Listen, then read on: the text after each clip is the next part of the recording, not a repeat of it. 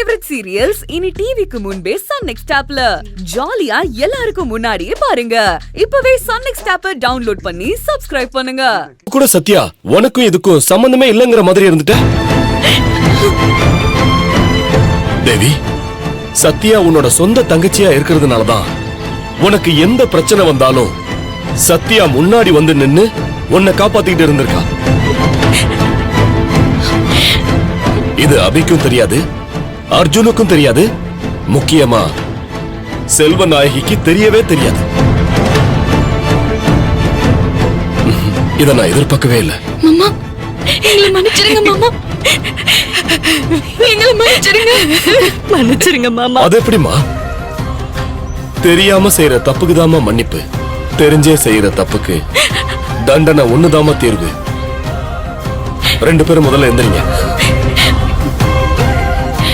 நீங்க ரெண்டு பேருமே புத்திசாலிங்க.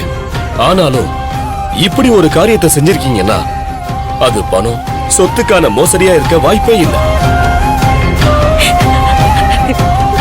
ஏன்னா இது உங்க குடும்பம்.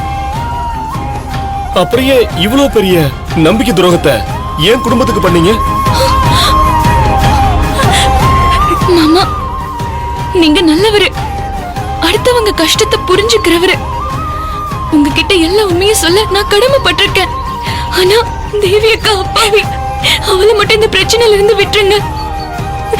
இல்ல மாமா, நானா தப்பு செஞ்சேன். சத்யா அப்பாவி.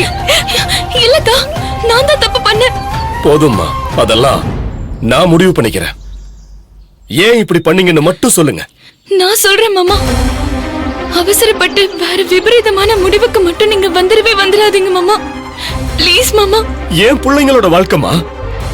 அவங்க ரெண்டு பேரும் உங்க ரெண்டு பேரையும் அவ்வளவு உயிருக்குயிரா லவ் பண்றாங்க. ஆனா நீங்க பண்ணது நம்பிக்கை துரோகம் தானே? சரிம்மா, உன் கதைய சொல்லு. அத தெரிஞ்சுக்கிட்டு அதுக்கப்புறம் நான் என்ன முடிவெடுப்பேன்னு சொல்றேன். நான் தான் தப்பு செஞ்சேன். கல்யாணத்துக்கு முன்னாடியே அபிய விரும்பி கன்சீவ் ஆயிட்டேன். வீட்ல அத சத்யா கிட்ட சொல்ல வேண்டிய சூழ்நிலை ஏற்பட்டுச்சு. அக்கா விஷம் குடிச்சு தற்கொலைக்கு முயற்சி பண்ணா. நான் தான் கஷ்டப்பட்டு காப்பாத்தினேன். தற்கொலைக்கு முயற்சியா? எங்க அப்பா ரொம்ப மான மரியாதை பாக்குறவரு. அதனால வீட்ல யாருக்கும் தெரியாம அக்காவுக்கு அபிமாமாவ எப்படியாச்சும் கல்யாணம் பண்ணி வைக்கிறதுக்காக தனியால சென்னைக்கு வந்து. ஏமா நிறுத்து, எனக்கு புரியல. அபி தேவிய வீட்டுக்கு கூட்டிட்டு வந்து கல்யாணம் பண்ணிக்கிறேன்னு சொன்னா, செல்வநாயகியும் சம்மதிச்சு கல்யாண ஏற்பாடையும் பண்ணா. ஏதோ கோவில்ல பரிகார பூஜை பண்ணப்போ அந்த நெருப்புல விழுந்து தேவி இறந்துட்டதா சொன்னாலே. ஆனா நீ என்னவோ சென்னைக்கு வந்து அபி தேவிக்கு கல்யாணம் பண்ணி வைக்கிறதுக்காக வந்தேன்னு சொல்ற. ஏதோ முரண்பாடா இருக்கே. தேவி உயிரோட இருந்திருந்தா, அவ இறந்துட்டான்னு நாங்க தப்பா நினைச்சிருந்தா, தேவி மறுபடியும் நம்ம வீட்டுக்கே வந்திருக்கலாமே. செல்வநாயகியும் சந்தோஷமா அபிக்கு கல்யாணம் பண்ணி வச்சிருப்பா. இதுக்கு மேல மறைக்க வேண்டாம்க்கா. எல்லா உண்மையும் தயவு செஞ்சு மாமா கிட்ட சொல்லிடு.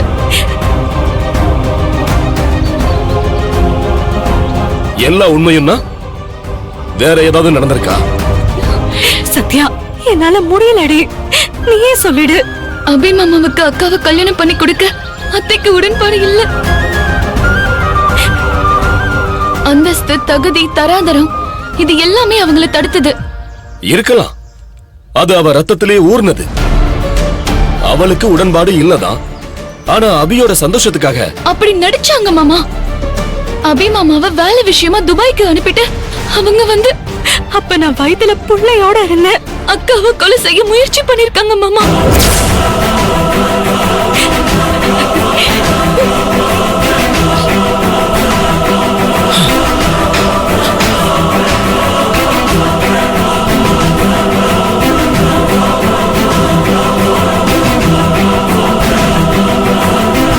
மாமா,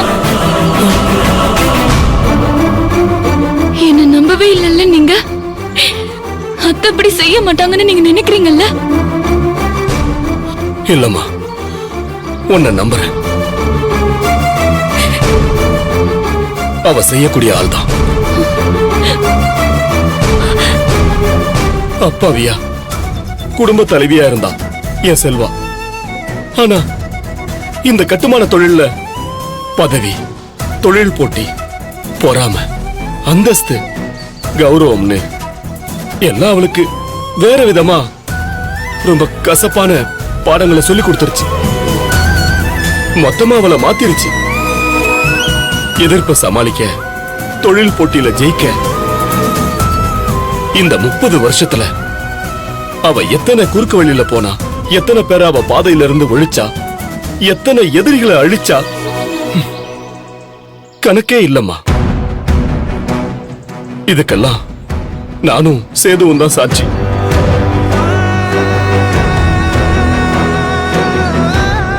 அவன் அக்கா கூட சேர்ந்துட்டான். நான் என் மனசாட்சி ஒத்துக்காம செல்வாவை தடுக்கவும் முடியாம சிலையா நின்னுட்டேன்.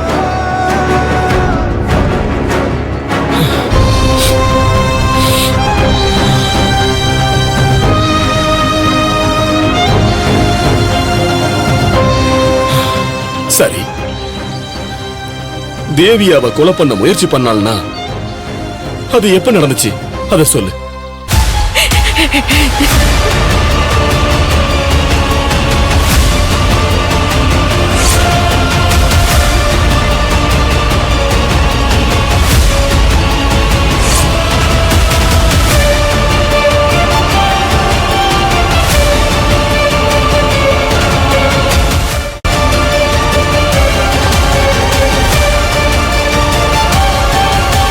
அதுக்கப்புறம் அத்தைய அக்காவை ஏத்துக்க மாட்டாங்க, இவ உயிரோட இருந்தாலே அழிச்சிருவாங்கன்னு தோணுச்சு.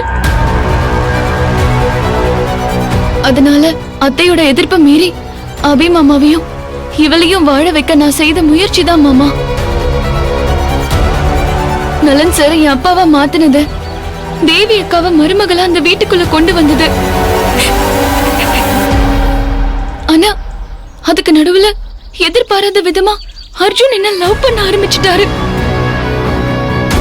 அக்கா வந்து வீட்டு மருமகளா கொண்டு வர நானே அந்த வீட்டு மருமகளா மாற வேண்டிய கட்டாயம் வந்துருச்சு.